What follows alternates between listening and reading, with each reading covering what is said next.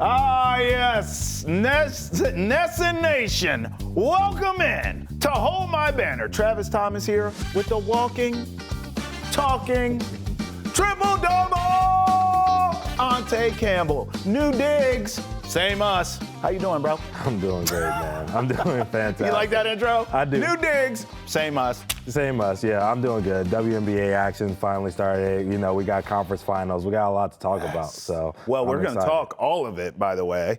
First of all, I want to start here with a very important question that I pose unto thee. Okay. To tank or not to tank? That is the question, and that is where we start, my friend. Yeah, it is. It is definitely where we start. And as you see, the Celtics are thanking their fans for the best fans in basketball. Thank you for being with us every step of the way.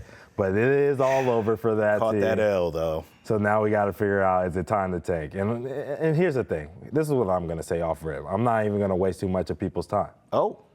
Next year, if Brad Stevens wants to continue to lead on this Celtics team to a dynasty, as we like to call it, you got to be bad. You have to be bad. You have to tank. If you're good next year, you're failing yourself. Okay, let's stay here for a second, because I agree. I want them to tank to get a lottery pick, right? Yes. In my mind, stay with me on this. Jaylen Brown, Jayson Tatum, outside of that, I'll answer the phone. I'll have some conversations about moving guys. My thought process is Jaylen Brown's my leader. You let him go eat, cook, get all his stats and accolades, right, for next season. But you literally tank. You get rid of anyone else, veteran-wise, that helped you get your one chip, right? Yeah. And you just get younger. You get more athletic. You get a lottery pick. Tatum comes back into the fold, and then you move forward with that new big three. Yeah. Whatever that looks like. Right. Or, you know, whoever you draft. But I think most fans want the big three of Derek White, Jaylen Brown, Jayson Tatum, and they're open. They want to keep everyone, but they're open to anything outside of that. But I would even move Derek White. I'm with you that I think tanking's the right answer. Yes. I guess my question to you is, do you really believe that's going to happen? Because I don't. No, I mean, I don't. I'm right there with you. I don't think that's going to happen, and it's because of the fact that this team has a proud tradition of putting together the best team that they possibly can. Celtic pride, which is good, you know, and I think a lot of the fans are going to be mad at me for saying, hey, be bad next year, because what else is new? They're always mad at us for something. Right, and they're right. Their team you do want to see your team compete, but here's the thing. I'm a guy where if we know next year Tatum's not going to be healthy or 100%, or even if he plays right at the end of the year, he won't be. He won't be Jayson Tatum. Yeah. You know what I'm saying? Just yet. If we are knowing that going in, why even waste the time bringing him back? Let him maybe at the end of the year, when it doesn't matter, get a couple of sparring matches here and there, something like that, just to test it. Right, but not really putting him in a situation where it's high leverage. Hey, we got to win. Hey, we're in a 6 seed. We're in a 5 seed. We're trying to go win a championship. Then it matters. Right. And then he's taxing himself. Exactly. I see the vision. I say if you're going to be in that position, right, because I see a lot of people saying with just Jaylen Brown, they're a 5 seed with this. And that's what the current team. We don't know about the rest of these guys, right? We don't know if Porzingis is going to be back. We don't know if Drew's going to be back. We don't know if Derek White's going to be back. Sam Hauser, Luke Cornett, Al Horford. I can keep going. Right? We don't know if any of those guys that I just listed are going to be back. And with that uncertainty, it just sounds like it should be a year where you let, Jaylen Brown go crazy or whatever, do his thing. But try to find your way into the lottery. As we saw, a team that was in the play-in now sits with the first pick in this year's draft. I think, so we agree with this. Yes. You know, look, here's the thing, too. We all watch the games. This team looked, at times, old. Yeah. They looked slow. And I know you're dealing with injuries and that plays into it. Right. But, like, you can get younger and athletic in this league very quickly. Yes. You're not going to win in the process, but it can happen quickly. And you want to talk about building blocks. Even a Jayson Tatum coming back from this hellacious injury and Jaylen Brown together, that's one hell of a building block. We've already seen this franchise do that with these two before. Right. Now you're doing it at an advanced stage in both of their careers. Yeah. And then so now they're leading the new young guys coming in. So it's a little full circle type moment. Right. I mean, take a look at the Thunder. They had SGA and they felt good about their future, but they got another lottery pick. They ended up with Chet Holmgren, and now their ceiling is as high as it can be, you know? So maybe a team that can go and win the NBA championship. So if you're willing to be back, I'm just asking for 1 year. Tatum and Brown are going to get back that following season and bring you back to an automatic contender because they are that good. And I do believe that Jayson Tatum can come back from this injury and be a productive player again. Yeah, me too. So if we are both in that understanding, then hey, what does next year mean if we're not going to win a championship anyways? I agree. I will say this, though. Some of this stuff has to do with money and the financials. I mean, how do you make that work? Because a lot of these bills are due with a new owner in tow. I'm just saying you have to think about that. In fact, Brad Stevens talked about that yesterday, how hard it is to sustain success, longevity in this new CBA. Take a listen. The North Star is to have a championship contender. Right. And so you have to you have to do what's best to give yourself the best opportunity to do that when you can do that. And so we just have to look at it all and decide, you know, how feasible that is on any given year. And then, you know, make sure that we are, you know, we're making the decisions accordingly. But the reality is like I said, we have a lot of good players. We're in a unique situation. They're all under contract. And obviously, as you pointed out, there are, you know, several basketball penalties that will come with that amount of salary. And so we just have to weigh it all and make those decisions. And again, I'll have more clarity after we meet and talk and go through it. But is that possible to continue every year under the restrictions to have a championship contender, or do you have to? I never put a ceiling on a group of players. So, you know, some years you put a group together that you think has a better chance than others. But, you know, we'll see how it all looks. But my goal is always and will always be to try to best position us to compete for championships. Lots to unpack there. Yeah. He's very transparent. He's very honest. Yeah. But obviously, the whole time he's talking, I'm looking at names: Derek White, Porzingis, Drew, Hauser, Luke Cornett, Al Horford. I mean, this is an expensive tab we're talking here. Yeah. Without your best player in Jayson Tatum. Right. I mean, if there is a time to shed some of the payroll, it's now. Yeah.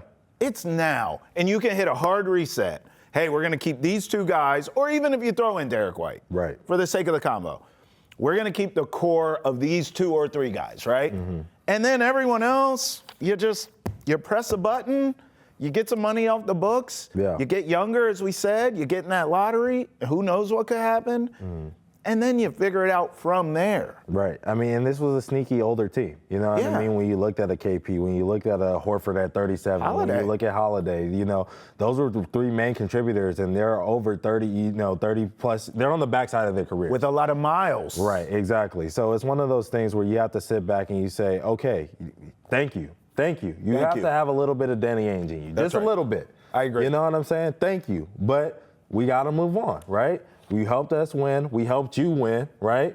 With Drew and KP, you know what I mean? We helped you win. Helped Drew get his second championship. Definitely helped KP get his first one, you know, because he didn't even really play that much. So we thank you, and we move on with your services. The one thing I did want to bring up is, though, that everyone's making it seem, even us, are making it seem so easy. Move KP, move Drew, all this other stuff, but you know, they're still on contract. They still do play for the Boston Celtics. You have to have a dance partner. And they didn't do much to help themselves. Now, I always give Drew his credit because he does do a lot of good things on the court that don't necessarily show up on the box score. And these executives aren't dumb. They see that and know that value. And he wasn't healthy down the stretch. Right, exactly. The finger, the hamstring, he had a whole bunch of things that he was, you know, the mallet finger that he was dealing with and ailments that he was dealing with 100%. And KP had some of those too. Right. But that's also been KP's track record. Yeah. So it makes it a little scary because the team says, well, you're the Boston Celtics. You have the talent and the ability to kind of mask those things and win a championship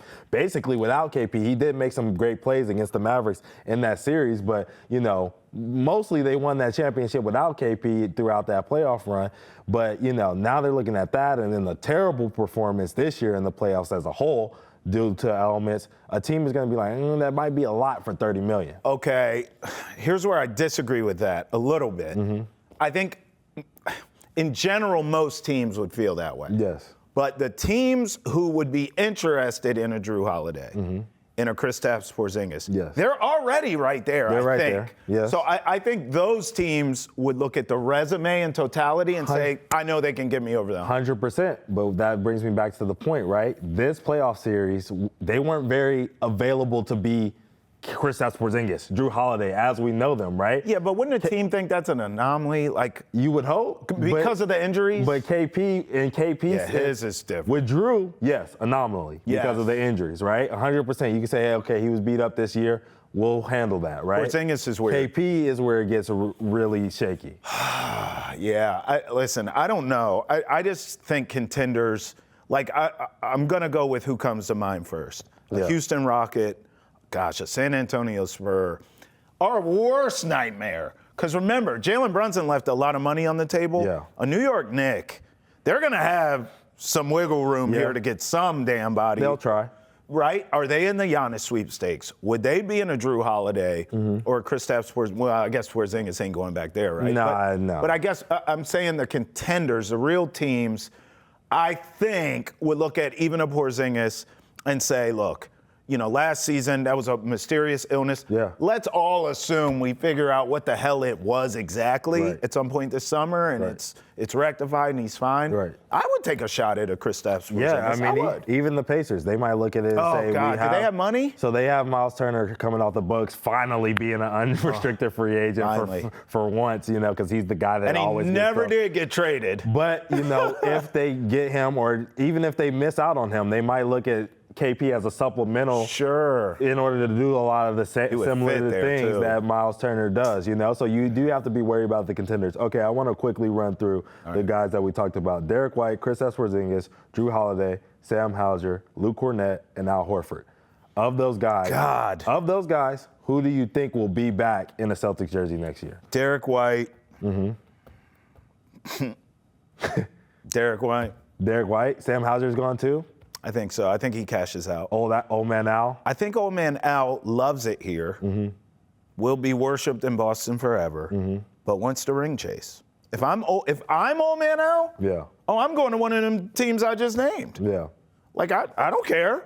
It's not about the money. Now, when you say that in one breath, it's like, well, why not come back to Boston? Right. But it's different. Like, if you come back here, what's his window got to be? He can't play that much longer. No, he can't. I don't think he might have the 2 years, but I think Tatum's going to take maybe a year, you know what I mean, of playing, and he doesn't have 3 years. It's like a leap year, right? Like, you graduate from high school, I ain't ready for college yet. I'm going to backpack through Europe for a year and then go to college. Al Horford ain't got that type of time. So if I'm him, I'm trying to go to a contender. I think Derek White's the only one on this list. I really do. I'm sad to say that. Okay. And to be honest, you said this about Brad Stevens, and I think you're absolutely correct. If you are Brad Stevens, you better channel your inner Danny Ainge. We saw it a little bit with Marcus Smart. Yeah, he does. Because that took some stones. Everyone loved him, and he was the guy, and he's the emotional leader, and all the nonsense that they spewed when he got traded. I told you my Marcus Smart story. He was like crying essentially when I ran into him. Right. But Brad Stevens did that. Yeah. Okay, can you do it again? Yeah. Because out of all these players that you just named, Derek White's truly the only one that'll get back a haul for him, a decent haul. Porzingis, because of the injury history that you illustrated. Drew Holiday, I think gets a benefit of the doubt, but the age is there. Age, attrition, mileage. I think Derek White is the only guy you could get some decent return for. And if you're Brad Stevens, if someone calls you about him, especially a contender, which, by the way, likely won't be a lottery pick, you would need to stink to get into the lottery. You're not going to get that from a Houston Rocket or a Detroit Piston or somebody. So I think Derek White's on the table, but my gut is he's back. Yeah, so Cornett's going to get paid. Al's going to leave because he needs to go find a contender. I think he's going to ring chase at this point, right? I think Sam Hauser is going to be part of a deal with Drew Holiday or KP to package it Trade as piece. far as like he makes 10. He's going to start making $10 million a year next year for the Celtics.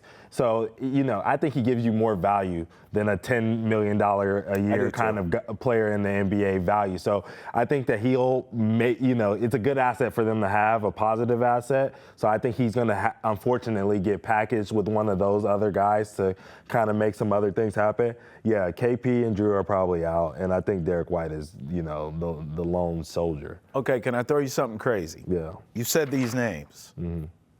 Derek White, Porzingis, Holiday, Hauser, Cornette, Horford. Yeah. Can we package them all together? Call up the Dallas Mavericks. Oh, my God. Hey, yo, can I speak to Nico? Hey, yo, Nico, I'll give you my whole team outside of Jaylen Brown and Jayson Tatum for the #1 pick and get Cooper Flagg. I'm just throwing it out there. No?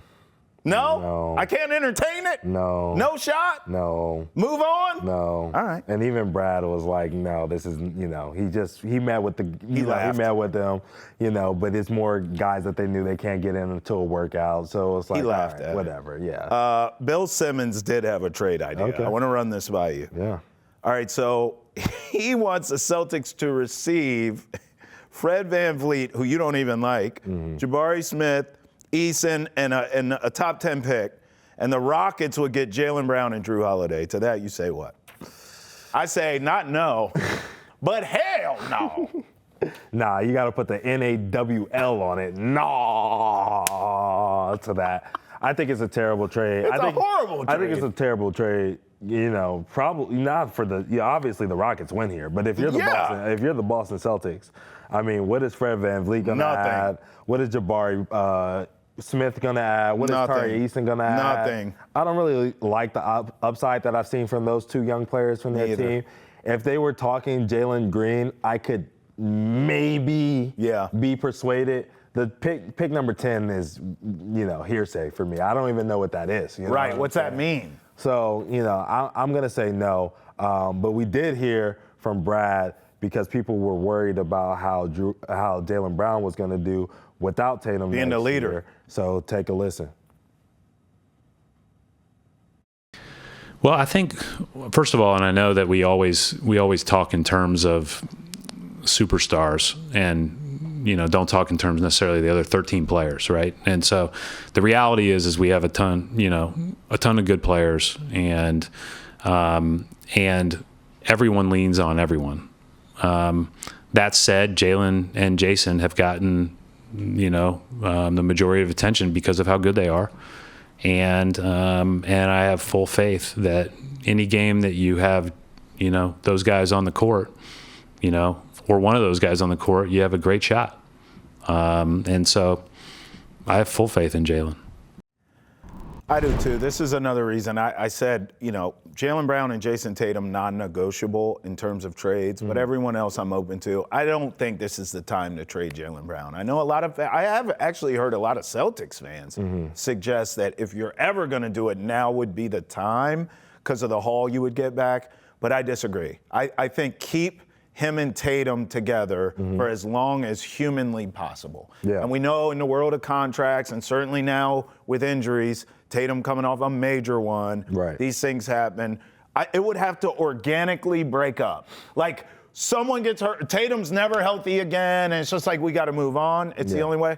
Other than that, I am keeping those two together forever and ever. Amen. I just don't think I'm ever breaking them up if I can help it. If I can help it, yeah, they both do need to stay here in Boston. I think it's hearsay. The issue that I do have with the Jaylen Brown being the guy that leads the way, once again, is that is Jaylen Brown going to win the Celtics a championship by himself next year? No.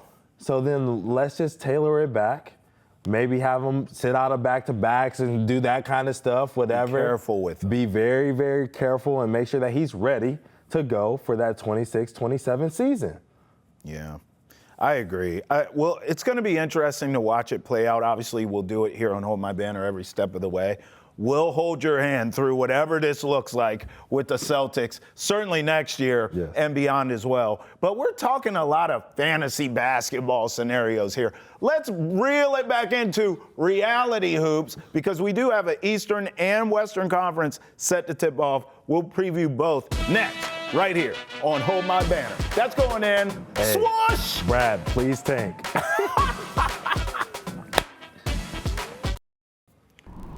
Welcome back to Hold My Banner, Eastern and Western Conference. Set in stone, my friend. Let's start on the east side. We got Knicks, Pacers. So this tips off tomorrow night. Pacers at the Knicks, at MSG.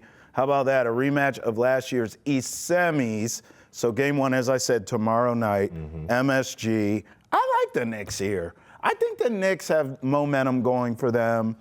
It feels, Brad actually said this yesterday, and I agree, it feels a lot like they're peaking at the right time. Sometimes we see that in sports. I'm always a huge fight fan. I'm always using analogies, as you know. That's the idea of like a training camp for a fighter. You go to training camp, you're in absolute hell for 12 weeks, whatever. But the idea is at the end of that, you are peaking going into a fight. That's how I feel with the Knicks. The way their season is gone, everyone wrote them off, including me, in terms of by the time you get towards the postseason, I'm talking regular season here, by the time you start inching towards the postseason when we get to like April, mid-April, they're going to be falling apart at the seams because that's what we're used to seeing from them. Not the case. They were healthy. They go into the postseason. They've stayed healthy.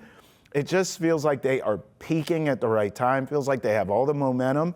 And this is coming from me, Mr. Pacer. You know I've been on the Pacers even last year. I was impressed with them, been impressed with them all this season, and I'm still taking the Knicks here because I just think beating the champs, the way they did it too, punking them. They were out physical. They out physicaled the Celtics. They pushed them around. They took their lunch money. They're starting to play like a little bit like a typical Knicks team, like what their brand is, that toughness. I didn't see that in them really from the regular season. By the way, it should be noted, Knicks won the regular season against the Pacers 2 games to 1, so they played a few times. But, they're in the playoffs, they really became like old school Knicks to me. I think they had the momentum. I'm taking them in this series. What I don't really love about what I know about the Knicks so far, based off of what we've seen throughout their playoff run, is have they really had to challenge other teams to not play their style of basketball? Meaning, the Pistons did what they did, got to the rim, kick out and shoot threes, finish at the rim, played through Cade. Cade had fantastic games throughout that series. They played Pistons basketball. It was more on they were a younger team, they had turnovers, they gave away a lot of games, made mistakes, right? Come into this now Celtics series. The Celtics did a lot of things. Even Brad said it during that press conference yesterday, how they didn't, they gave away 2 games. Everyone knows it. They were up 20 for the first 3 games of the series, right? Right. And they only ended up winning game 3 out of those 3. Barely. You know what I'm saying? So it's one of those things where have the Knicks really challenged other teams to get out of their funk? I haven't seen that. The Pacers have. They really went in and attacked every single team that they've played throughout the playoffs, and especially when you talk about good teams, championship pedigree teams. A lot of people had this Cavs team as one of the teams that should have probably made it to the finals. And they didn't. And it was a lot of credit to the Pacers. Some injuries. But a lot of credit to what the Pacers did with Aaron Nesmith, with Andrew Nembhard at the point of attack, just altering what their guards were able to do, and that shut down the whole entire game plan for the Cavs. So I like the Pacers a lot more in this series because I've seen them have to force other teams to not play their style of basketball. Why you ain't say Pascal Siakam when you started naming all them players? I didn't say Tyrese Haliburton either. Why you ain't say him? Bro? I didn't say Miles Turner either. Why do you hate them? It's not. Yeah, you do. It's not a hate thing. Tell the people that you hate the Pacers. I don't. And I'll tell you exactly why I don't hate the Pacers. Because I might actually do this. I'll be a betting man. Wait a minute. Pacers in 6, and I'm going to put it on a book. Which one? Who knows? But we going to do it. You going to bet it? I'm going to bet it. Okay, so Pacers in 6. Game 1, the Knicks are favored by 4.5. So game 1, if you were just betting game 1, if you were to look into a crystal ball, say a bald head of a co-host, what would you see in game one? How would you bet that? Pacers. Walking out of MSG. Tyrese Haliburton. WWE belt on his shoulder. Feeling good. Dad at the crib because he's not allowed to the games. I would like to change my prediction, please. Okay. Pacers in 6. Uh-oh. I'm betting it. Okay. That's all I needed. Yeah. Well, you know, I'm a DJ, so you give me an opportunity to bet on anything. You disagree with me, I'll bet on what you said, and then if you're wrong, I will blame you for all the world's problems. So be ready for that. As far as game one goes, you do like the Pacers in 6. Yes. But game one, MSG, you said Tyrese Haliburton going to walk out with the championship belt on his shoulders. On his shoulders. So game one's going to the Pacers. I'm not there, bro. Even if it's the Pacers that win the series, as it pertains to this game tomorrow night, I just think, again, I sound like a broken record, but the momentum of New York right now. Did you see Knicks fans?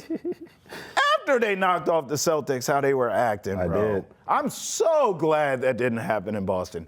Thank you so much, basketball gods and Celtics, for not allowing that nonsense to happen. Yeah. If they had clinched that series here, oh my God. I'm so glad that happened in New York because them fans didn't know how to act. But I think all that synergy, Ante, of that city and that franchise and Spike Lee and Willy Wonka and all the rest of them. What's his name? The boy that played Willy Wonka? He's got a weird last Johnny name. Depp? No, Timothy somebody. Oh, Chalamet? Yeah, that's it. Yeah. Him. All of them together mixed in a bowl. They just got it all rocking right now. So even if they lose the series, which in all seriousness, I don't think they will. I'm taking the Knicks here.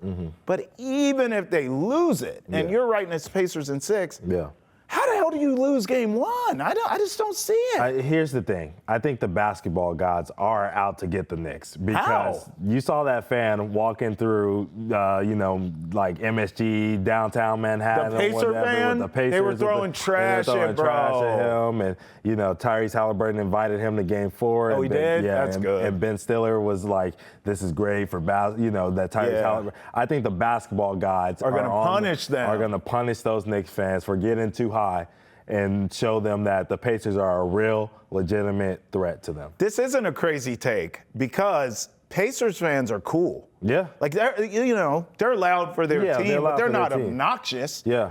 They're not throwing trash at Knicks fans. Yeah. And when we say throwing trash, in case you haven't seen the video, we're not talking about like taking a cup, like a big gulp cup and chucking it.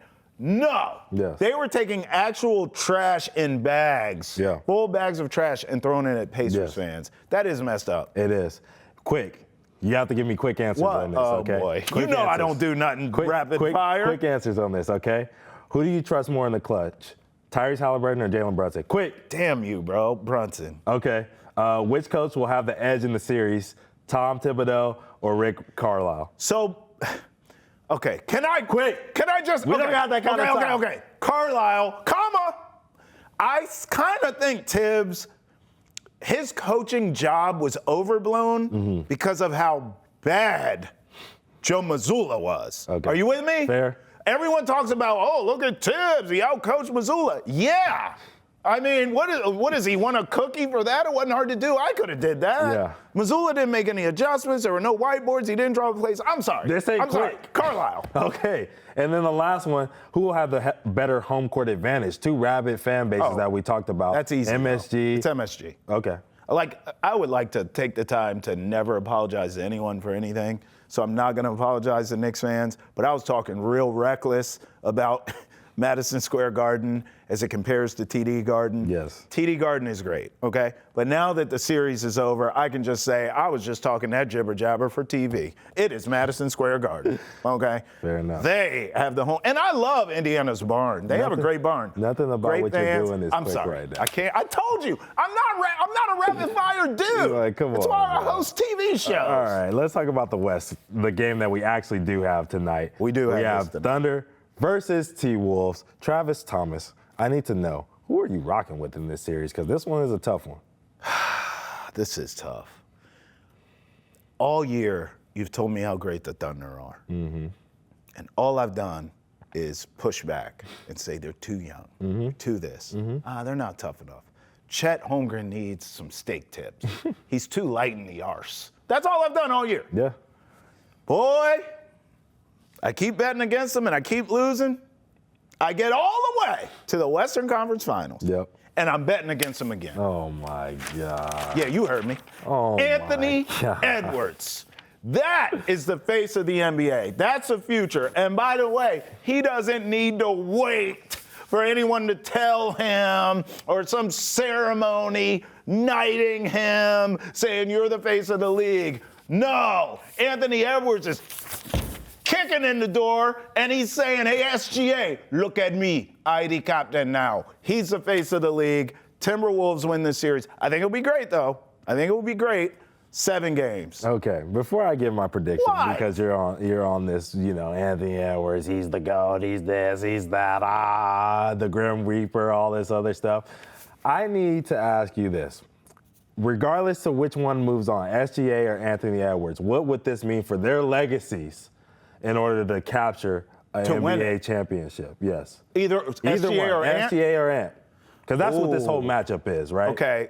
Well, yeah, on but paper, that's what people are going to tell us. It's all Ant versus SGA. We know that's not true. There's a lot more basketball to be played outside of this. That's a fair question. Yes.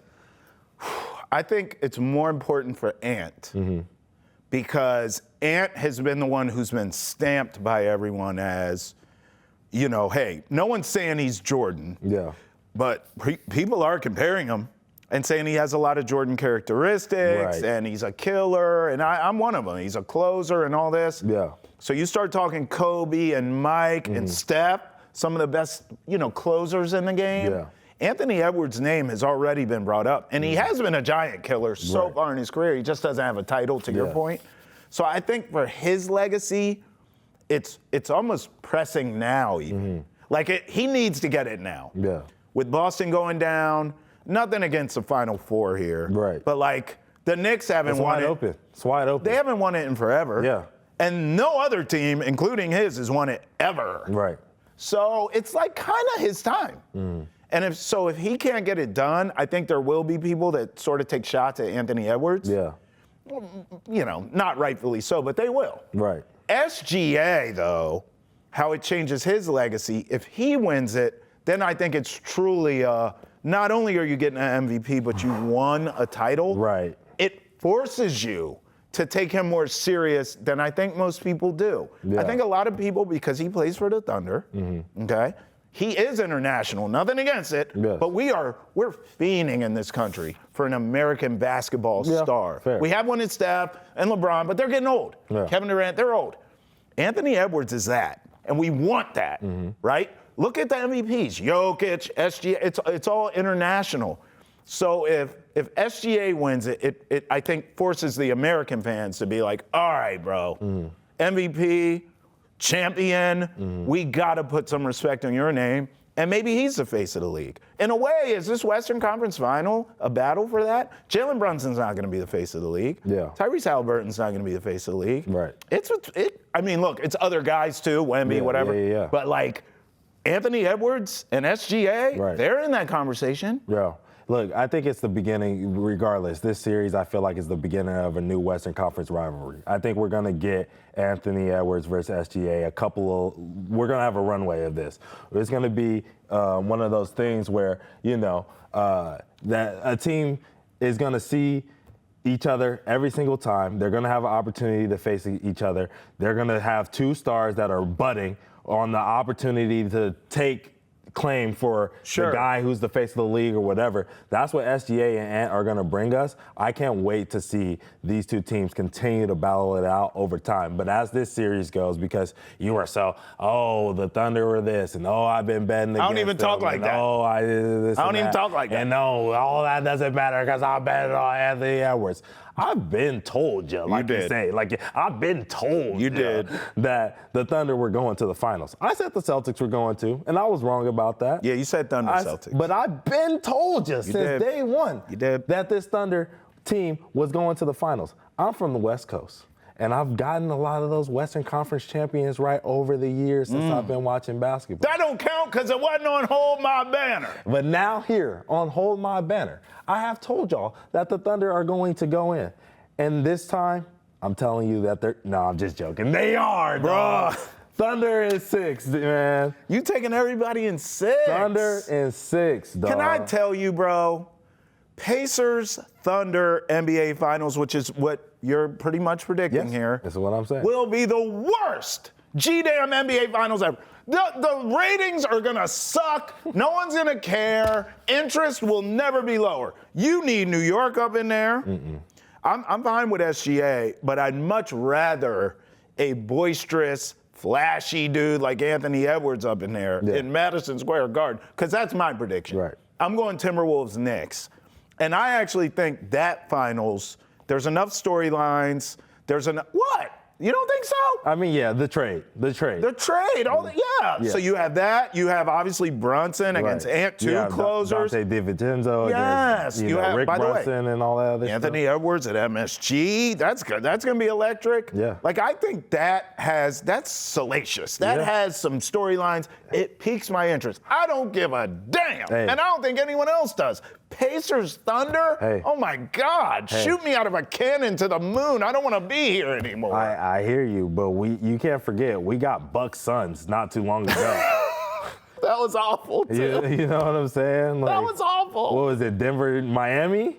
No, not Miami. Well, that's a decent. Yeah. No. Yeah, it is. Denver, Miami was trash, dog. The series was trash. No, the storylines were trash. No, it wasn't. You had Jokic, who had ascended. You had the Heat. And SGA is ascending. Yeah. And the comeback for Tyrese Haliburton, you know he's all over the place. He's all on McAfee. Yeah, but they're WWE. They were in the Stardom is ascending too. But the Pacers were in the Eastern Conference Finals 5 minutes ago. The Heat were the little engine that could. They weren't even supposed to be there. Neither are the Pacers. They're not supposed to be there either. They're not out of nowhere. They are out of nowhere. If the Pacers make the finals, it's more out of nowhere than it's the same. It's the same as the Heat making it. Come on, dog. Don't do that. You think so? Yeah. I don't. So that's where we disagree. Here's the other part about your series that is awful. Who cares? There's just no storylines. Oh, that is an awful finals, bro. Whatever. Anyways, back to this Thunder Timberwolves series. My thing is, this is going to be a good matchup. We need to talk about how great of the matchup this is going to be, because this is going to be a real testament to what Rudy Gobert is going to be able to do on the offensive end for this team, because they're going to need it. If your prediction is true, on him. He has to have at least 2, hopefully 3 double-doubles. Yes. He has to be able to do that in order to make this game plan work for the Timberwolves. And honestly, after seeing the job that the Thunder did with Nikola Jokic, I'm not even worried about him at all. You know what I'm saying? Yeah. I don't think he's going to be able to do the top billing. I think that Julius Randle is going to have a good series because he's been playing out of his mind lately. He's had a great postseason period. And he wants that matchup against the Knicks. He's hungry for that too, like you are. Yeah. I think he's going to have a good basketball game and have good opportunities. But the Thunder do have horses. They will make Anthony Edwards work on the offensive and defensive end. Okay. And we've seen when he had to do that against guys like Luka against the Mavs, he got tired in the same Western Conference Finals just last year. Yeah. He said that he was going to work on it. And I'm going to tell you what, we're going to find out. All right, I'm writing this down for the sake of clipping this off. Let's look into the camera and give our final predictions, because I know you'll clip this off and then we'll play it in the finals. Yes. Then we'll go to break here. I am taking the Knicks in 7, and I'm taking the Timberwolves in 7 because of the stars. I don't care about your boring NBA finals that you have. Give me all the stars. Give me Jalen Brunson. Give me Anthony Edwards. Give me, what do you call him, Bodega Cat? Yeah. Bodega Cat. Give me everybody. So that's my finals. Knicks in 7, Wolves in 7. You're taking Thunder in 6 and Pacers in 6, correct? I'm taking Thunder in 6, and I'm taking Pacers in 6. Right. Give me Shai Gilgeous-Alexander versus over his cousin, and give me Tyrese Farnsworth Bentley Haliburton WWE champion in 6. Jeez Louise. Coming up here on Hold My Banner, now that the Joker's been eliminated from postseason play, what's next for his Denver Nuggets? We'll give you our answers next, right here on Hold My Banner. Roll with us. Welcome back to Hold My Banner. Okay, we broke down Eastern and Western Conference Finals. What we didn't talk about were the losers. How about the Nuggets? They go out Hey, look, man. Oh, man. Kudos to them, though. I didn't even think it would really go the distance, and they did. Salute the Nuggets Nation. This is their tweet here. I kind of like that, the fire, the black and white there. It's kind of fire right there. Yeah, but their season's over. So the question is, if you're the Nuggets, where do you go from here? Yeah. You know you have Jokic, you have Jamal Murray. That's one hell of a foundation to build around. But they've had that for a minute. They got one ring, and they haven't sniffed it since. Yeah. Yeah, here's where I'm going to say. It's time for them to give up on this team. It is? Yeah. Blow it up? It's time for them to give up on. I just thought they needed a coach. No, I think they should keep Adelman. I think he's a good coach. I think he did a really good job with what he had. Players liked him too. Right, exactly. So I think they should give him another chance. What I will say, though, is the three-headed monster of Jokic, Murray, Gordon, and Michael Porter Jr. Is not. I mean, yeah, Gordon is obviously up there, but I mean, Michael Porter Jr. is going to be making $38 million next year. So you financially said he's the third guy, and you can't really count on him. Right, and Aaron Gordon had a playoff push. You know what I'm saying? He did. He played great. He had a playoff push. He played great. He was a playoff riser this year. Yeah. He wasn't like a guy throughout the regular season where you're like, oh, Aaron Gordon's their third guy. Sure. You know what I'm saying? Sure. That was Michael Porter Jr.'s role, and he hasn't really shown up in the playoffs and shown us that ability to be a third guy. I think Jamal Murray, you know, besides a couple of games in here, has really let down their three-time MVP. And so I think it's time to figure out and let one of those guys go. Oh, I was going to say, because you didn't put a name on it. You said one of those guys. Is it Jamal Murray? No, it's Michael Porter. Is there let me ask you this. Yeah. I don't feel like he is super talented. Going all the way, I remember his draft. Like, he's so talented. But he has a history of injuries. Yeah, the bad back, knees. I mean, like, big games, what does he really give you? I mean, I've seen Jamal Murray give me big games and big spots. Obviously, Jokic is automatica, grammatica there. Right. Like, are you really going to get back a decent haul for a Porter Jr.? Like, in my head, you're not. What team's going to give you back equal or greater than value? No one. You would just be dumping them. Yeah. And I don't think that's the answer. Right. I actually think it's way more simple. I think you add to what you have. I don't know their cap situation. Yeah. So there's that. But you try to get some. So again, we talked. Let's bring it back to the Celtics. We talked about this off the top. Yeah. This is a destination where if I'm an Al Horford, I'm interested, because look, you need depth. Yeah. Is really what they need. Since their championship team, they have lost depth. Yes. They haven't really lost any stars. Right. So if I'm the Nuggets, you need a coach. I hear you, but I think I'd at least explore some big, sexy names available, right? Yeah. And then I'm trying to add some depth.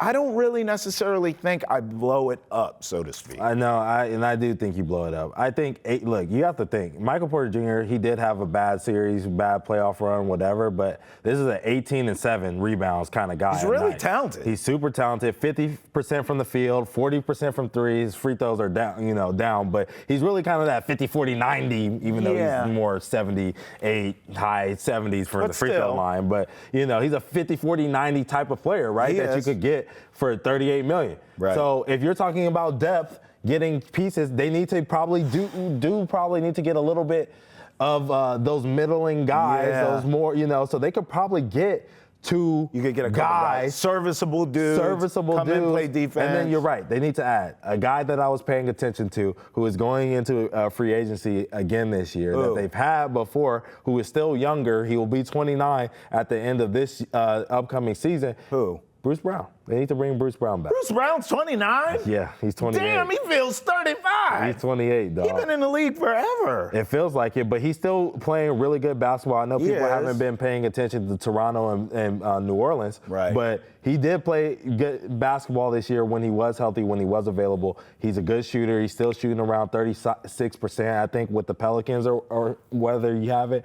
He has that ability to still come in and play defense for a team that is a contender. He's had to play bad basketball, so I feel like he doesn't really fit in with those teams. He's not inspired. If you give him an opportunity to be back in Denver, a place where he won the NBA championship, I think you can get great value out of it. I'll be honest. I mentioned Al Horford. I think Porzingis fits there too. Yeah. I mean, they need guys like that.